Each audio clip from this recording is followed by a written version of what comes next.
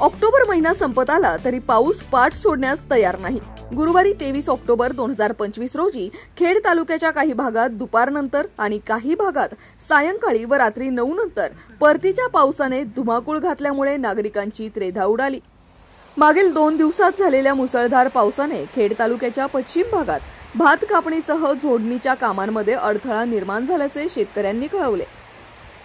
दिवाळीपूर्वी वातावरणातील उष्मा वाढला होता तर रात्री गारव्याचा अनुभव आला। मात्र बंगालचा उपसागर अरबी समुद्रातील स्थितीमुळे ऐन दिवाळीत पावसाच्या सरी कोसळत आहेत।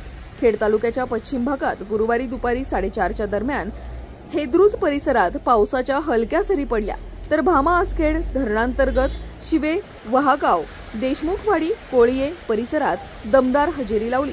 सायंकाळी 7 आणि 8:15च्या दरम्यान राजगुरुनगर शहर परिसरात पावसाने हजेरी लावली। चाकणमध्ये सायंकाळी पाऊस रात्री उशिरापर्यंत अधूनमधून दमदार सरी कोसळत होत्या।